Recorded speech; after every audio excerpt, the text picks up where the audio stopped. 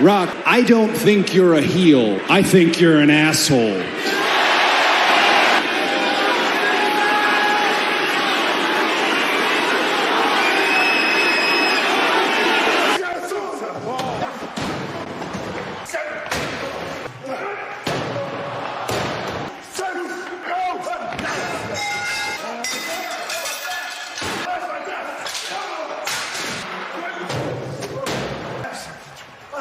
Look at this, it's perfect. Chicago is perfect. Upset that The Rock wasn't saying anything. Rock's got your attention now, doesn't he?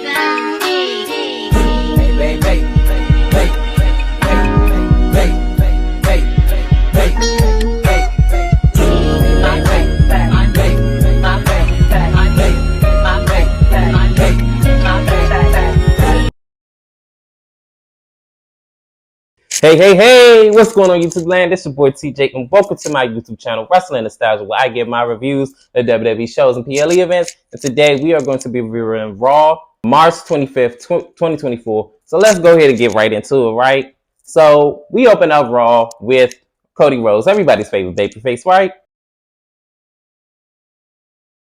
So he comes out and he welcomes the crowd and he says, "Hey, Chicago, what you want to talk about?" So then they all cheering and ratting and raving and all that other good stuff. And he says nothing, honestly, right? I mean, we're past the point of talking and now it's time for actions. And I couldn't agree with him anymore.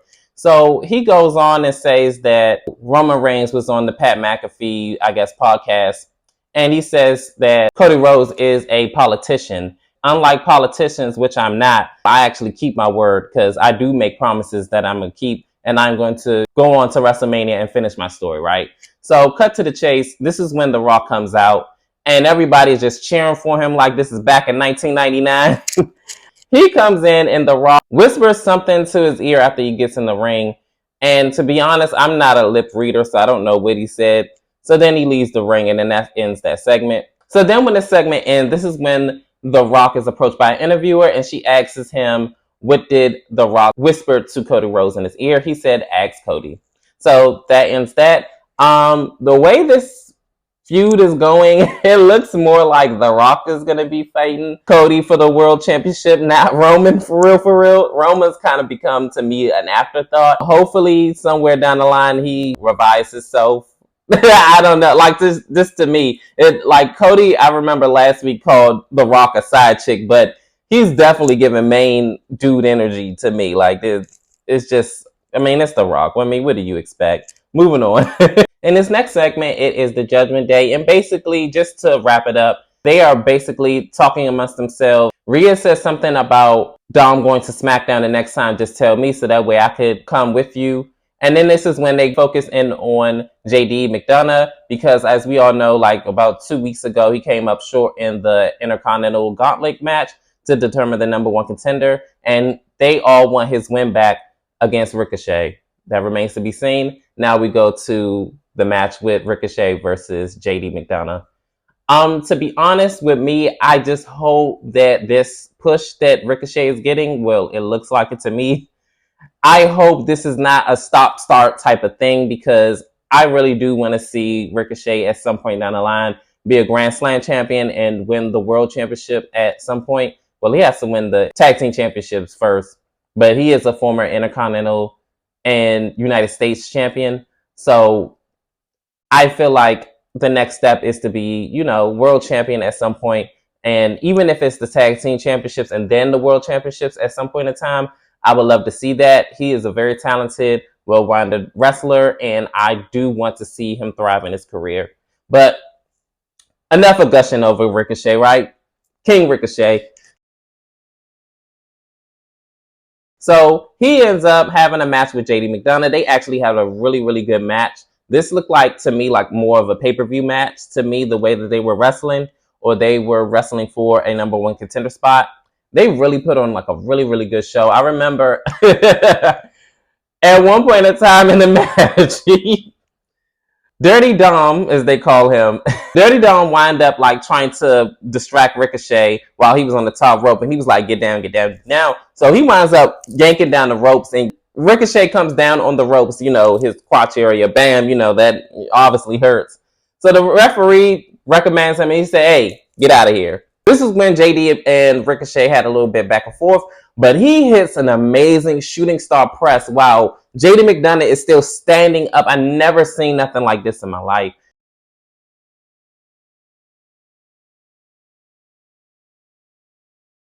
And this is the reason why he needs to win the world championship at some point in time. But I digress from that point. He hits the shooting star press. Bam! 1, 2, 3. He ends up winning over another member of the Judgment Day. If he beat all these members of the Judgment Day, if that's the storyline, they're reincarnating the whole storyline with Shelton Benjamin and Triple H. Remember, his debut, Shelton's debut, he beat Triple H twice. Once fair, clean, 1, 2, 3. The second time was a count out. If y'all reincarnate with this, please do not sit up there and have this man lose like down the line. Like let him just go ahead and beat all 4 members and then let him go on to be a number 1 contender for the world championship. I said it. Let's make that happen, okay? In this next segment, it is the hometown hero. Yes, it is CM Punk here in Chi-Town on Raw. He is welcomed with an array and a big ovation of fans. They are happy to see him. So let's just go ahead and get right into it, right?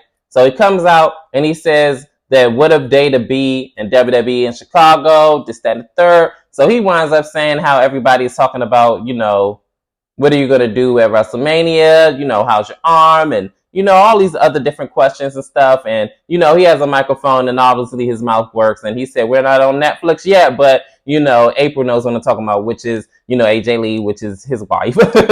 Yeah, I bet she do know what that mouth do. But let's go ahead and move on.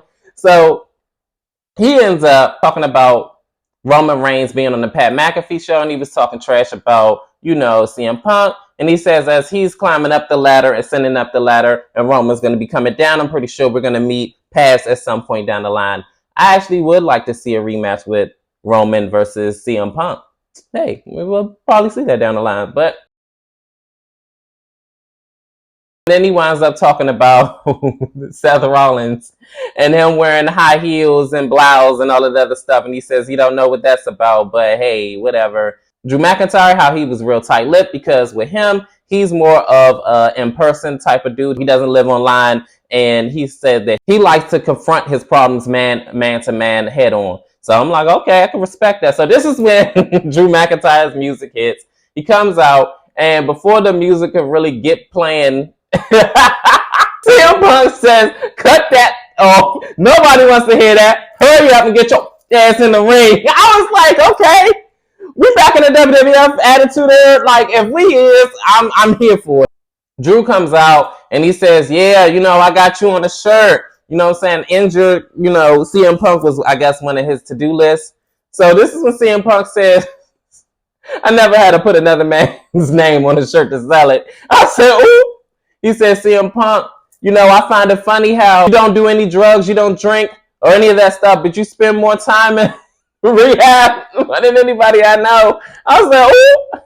So they wind up going back and forth. This is when Seth Rollins, of course, the attention whore, has to come out and have to let his presence be known. They have a little back and forth. So make a long story short, Seth says to stay out of my way to CM Punk. After their initial encounter, he didn't think about him and he's an afterthought and instead of third. And yeah, stay out of my way. So I'm like, oh, okay. So this is when CM Punk gets the last word and he says that I'm going to do something that nobody and nothing in the world, including your wife, Seth and Drew, that's making you relevant. Because now we all know that it's official. He made up his mind. He's going to be on commentary at WrestleMania. And I'm actually interested in that, to be real with you. Oh, and then also, he says something about being a referee. And I remember Seth, I believe it was either Seth or it was Drew, when they were like, oh, yeah, well, how's he going to be a referee if he can't even count? So he wound up getting down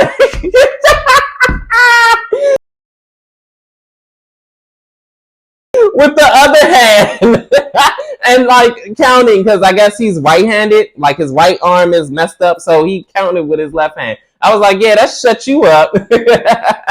So then after, as he's getting out of the ring, gaslighting at his finest, Drew McIntyre is saying that how CM Punk is his biggest fan and all this other stuff. And I'm like, it looks more so the other way around. You're the one that's always constantly talking about CM Punk. CM Punk, like you said, you haven't even been saying anything online or going back and forth with you until last night. So I don't know what you're talking about. So he's talking this trash. And then this is when Seth Rollins ended up attacking him with a kick to the face and a curb stomp. And that ends that segment. Basically, they're trying to get us more invested into the World Championship match between Seth and Drew. And it's kind of working, but I'm not going to lie. I'm kind of not really here for Seth versus Drew. I really want CM Punk to hurry up and get all healed up with his arm situation. I really want to see Drew and CM Punk feud for the World Championship, to be real with you. So hopefully before SummerSlam, we can see that match, because I really would thoroughly be invested into that more than Seth and Drew. In this next match, it is Ivy Nile versus Candice LeRae. There's not a whole lot to talk about. You blink and the match was over with. It wasn't even, I believe it wasn't even 3 minutes long. So they had a little back and forth here and there. And Candice LeRae kept throwing Ivy Nile out of the ring in hopes of Indy Hartwell was going to attack, but she doesn't. So she feints an injury to distract the referee so that way she can do it, but she doesn't. Ivy Nile winds up going in the ring. Then she ends up getting rolled up. And Candice LeRae uses the ropes for the unfair advantage, 1, 2, 3, and she steals the win.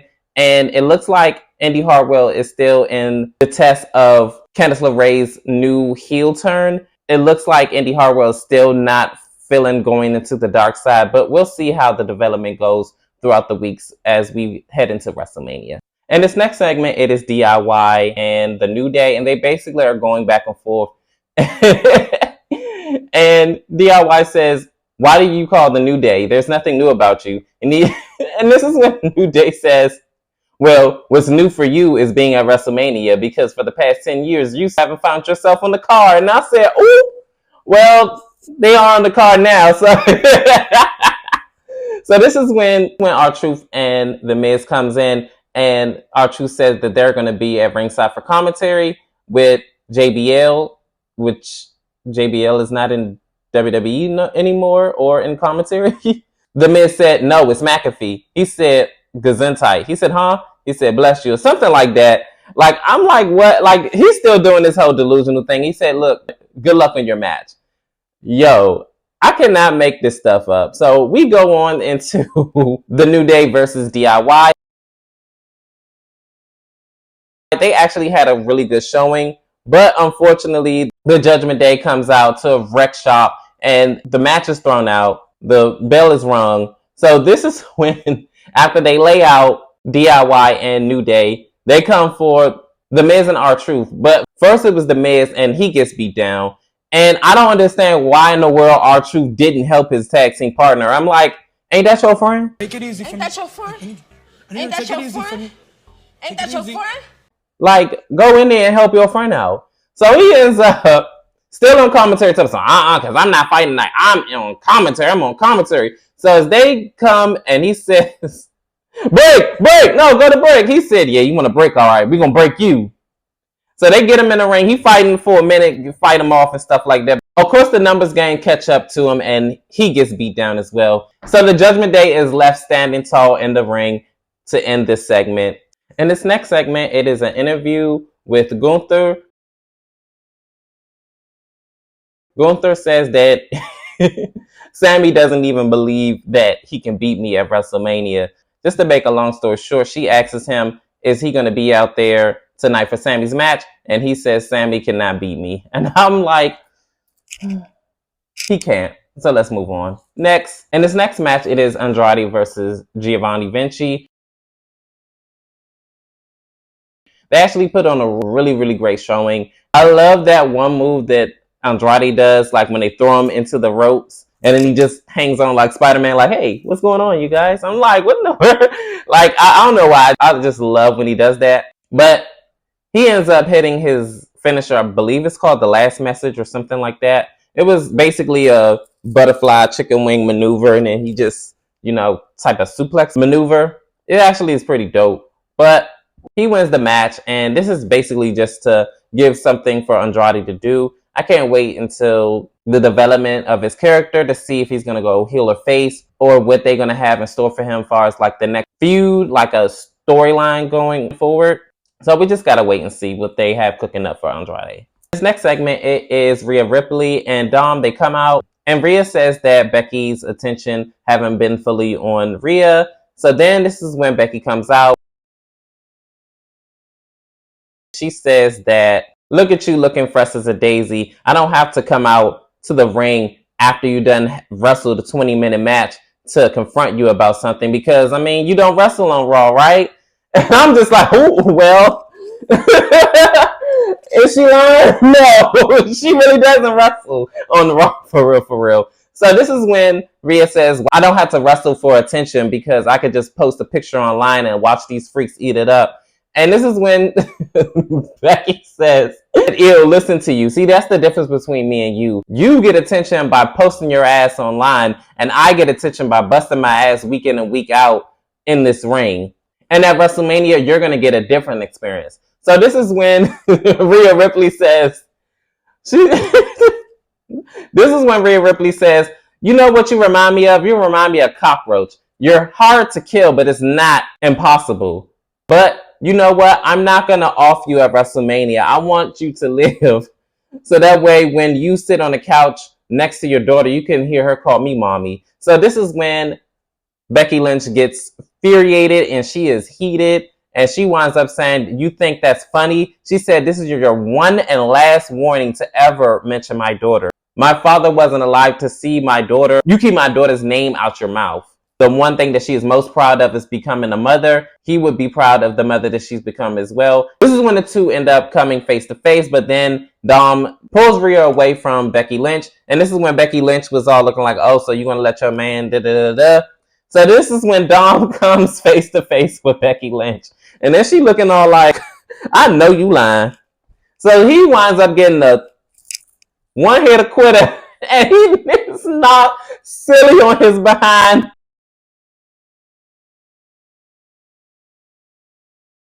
So this is when Rhea and Becky end up like getting to fisticuffs, and then Rhea gets the better of Becky Lynch and kicks her down and then throws her into the ring post. She checks on Dom to see if he's okay, and this is when Becky winds up going back at it with Rhea and was fighting her once again, and then the referees and the official winds up coming out and breaking it up. So I'm finally glad that these two end up getting into some type of physical altercation, because I got tired of Rhea having these and Becky 101 face-offs against each other. Finally, it got physical, so we're going to see who's going to come out on top at WrestleMania. In this next segment, Chad Gable is basically trying to give Sami Zayn a pep talk, and he says, look, whatever it is, get it out your head. Gunther is good at this. He gets in your head and he shakes you up to make you lose. Trying to beat Gunther is a mental thing. It is not physical. So stay focused and stay on the mission. So then this is when Sami and Bronson have their match. Sami had a good showing, but Bronson Reed was way too dominant and he wound up winning this match with the big splash. 1, 2, 3. He wins this match with Gunther looking on. I guess he must have gotten his head so much he allowed him to psych him out. But we're going to see what's going to happen at WrestleMania. In this next segment, Jey Uso talks his big talk. Cash Money. And he said he's going to go out there and do his big one. And this is when Jimmy Uso comes from behind and he says, no yeet. And Solo is with him, of course. In the back, Sami is highly upset, and he says to Chad Gable that he allowed him to get in his head. And this is when Gable says that, hey, if you need any help and any new strategies to help you out with your WrestleMania match with Gunther, just go ahead and let me know. I'm here for you. So that's good, upstanding guy. So we're going to see what strategies he's going to be working on with Sami Zayn. Seth comes in to talk to Jey Uso, and he says that, hey, I think something's going on, some funny business, so watch your back, but hey, go out there and win tonight. So Seth gives him words of encouragement, so he goes out there. They had a really good showing. And towards the end of the match, Jimmy comes out to, I guess, distract Jey Uso. And you know how everything goes. It was a big mess. So this is when Seth Rollins and Cody Rhodes comes out to beat on Jimmy Uso and Solo. So for a minute, you know, they back them away. So this is when Drew McIntyre comes in and DDTs Seth Rollins on the floor and leaves him laying. Jey Uso gets the win with the spear, 1, 2, 3, and he wins the match. The real development happened backstage with Cody Rhodes beating on the Bloodline, which is Jimmy Uso and Solo Sikoa. So as he throws Jimmy out of the arena, Solo comes from behind and tries to get the best of Cody Rhodes, but is foiled. He winds up beating him down, but The Rock comes from behind. He did not leave the arena. He stayed and he beat on Cody Rhodes all throughout the arena. Was throwing trash cans and everything like that at him. He wound up leaking them, and he had a custom-made belt that said Mama Rose, and he made Cody leak on it. And I'm just like, oh my goodness. So that ended that segment. The Rock is not here to play. WrestleMania is right around the corner within, less than 2 weeks.